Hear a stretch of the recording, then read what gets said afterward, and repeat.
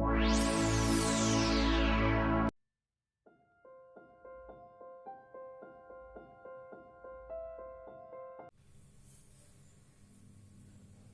everyone. Now today we will discuss conjugate of a complex number, right? What is conjugate of a complex number? So how to define that? Let z equals to a plus iota b be a complex number, then conjugate of z is denoted by z bar, right? How we define conjugate? With z bar.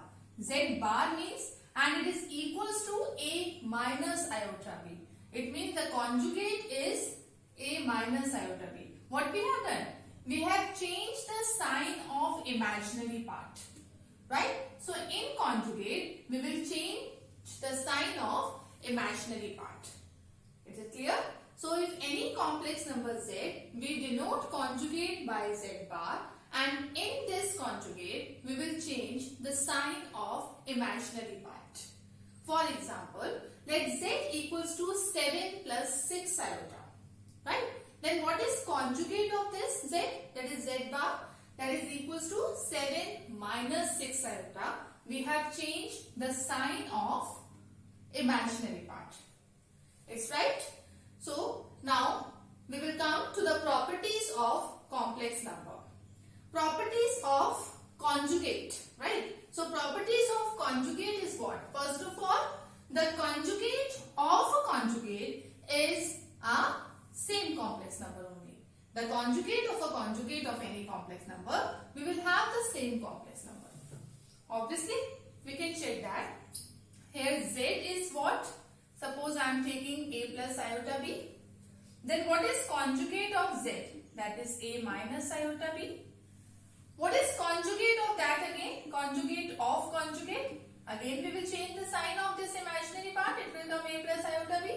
Now you see, conjugate of the conjugate is what? The same complex number we have. Right? So the first property is the conjugate of a complex number is the same complex number. It's right. Now the second one, z plus z bar, that is equals to twice of real z. Right?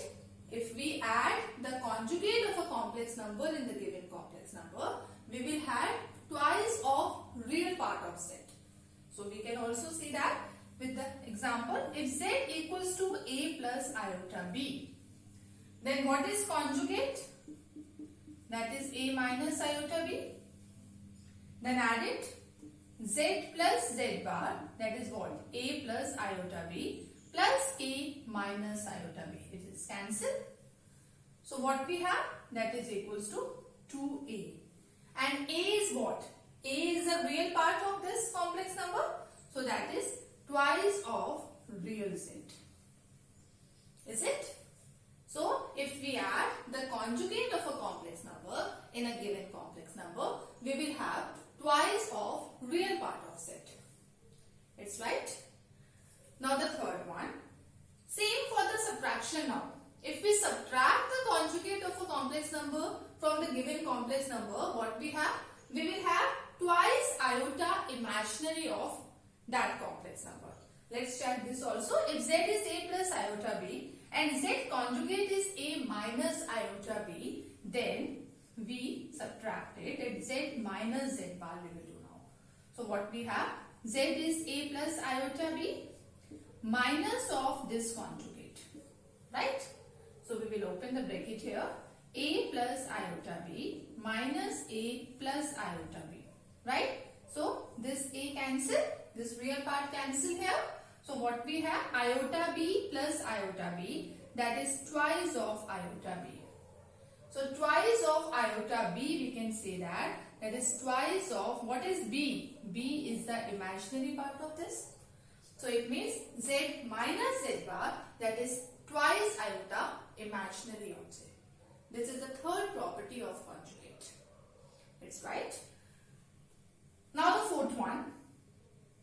If z equals to z conjugate, if z equals to z bar, then implies that z is purely real. How we see that z is purely real here? So let's check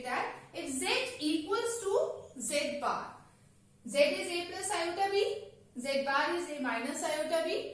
That is, if Z equals to Z conjugate, it means A plus iota B is what? A minus iota B. When we say that Z equals to Z bar, when? If Z is the purely real. If Z is the purely real, if the imaginary part will be 0 here, then we can say that Z equals to Z bar. Obviously, because in conjugate, we are changing the sign of imaginary part only. And if imaginary part is 0 here, then Z equals to Z bar. Suppose imaginary part is 0 here, then what we have? A equals to A.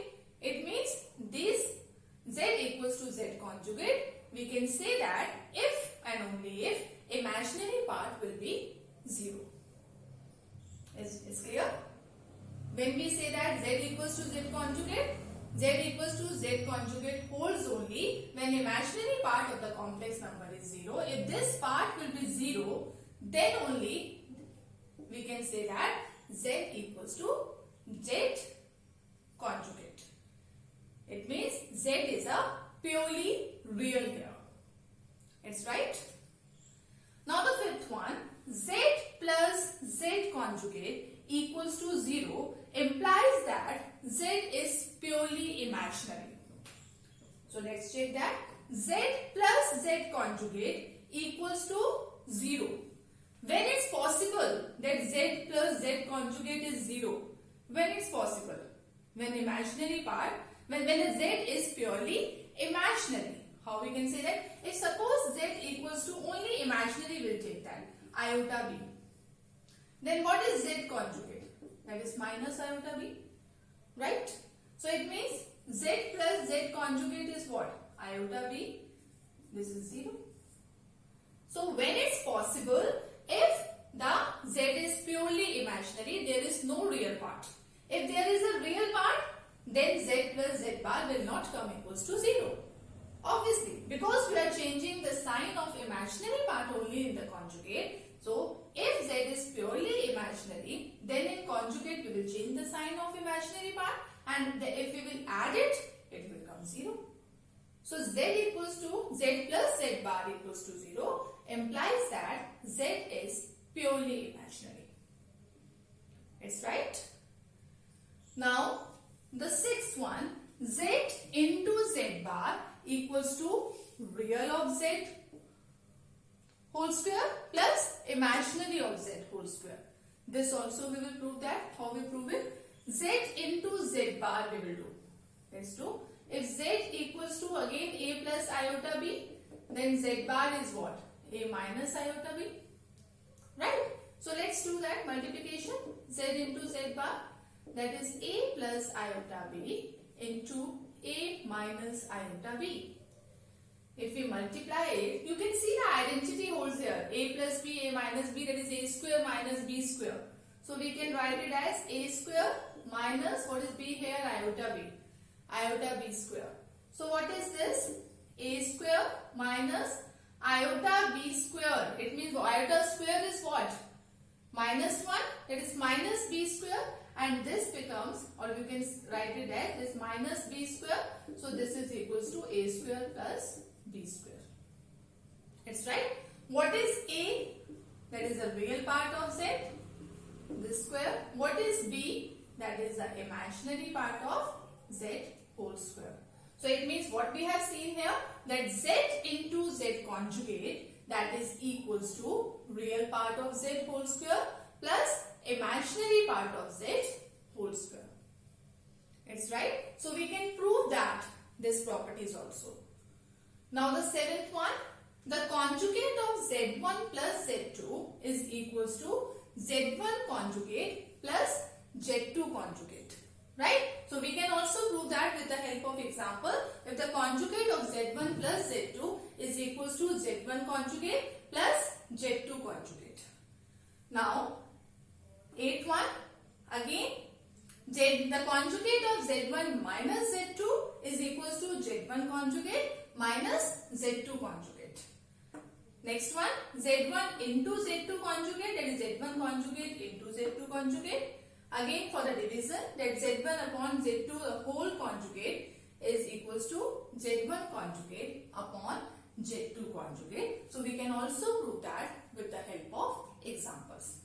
Right? So these all are the properties of conjugate.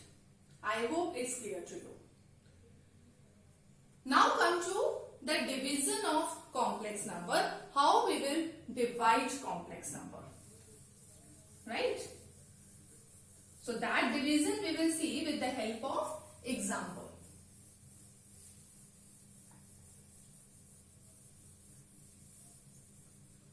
So division of complex number.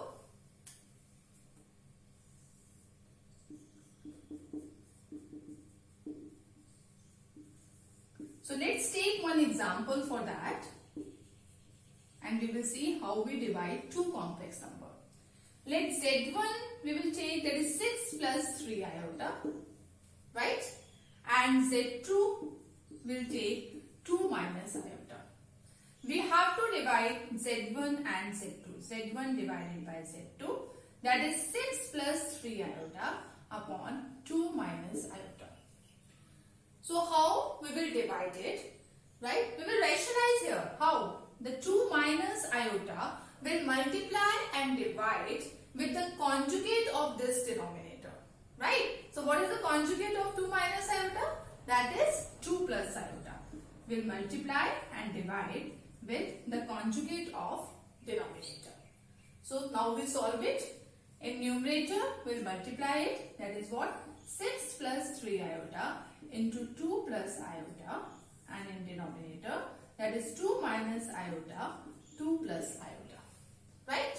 So solve it. That is 6 into 2, 12, plus 6 iota, plus 6 iota, plus 3 iota square, upon a minus b, a plus b is a square minus b square. Is it? So that is what? 12 plus 12 iota minus 3, because iota square is minus 1. So 3 iota square becomes minus 3 upon 2 square 4. Iota square is minus 1. So minus into minus 1, that is plus 1. Right? So it will come, that's 12 minus 3, 9 plus 12 iota upon 5.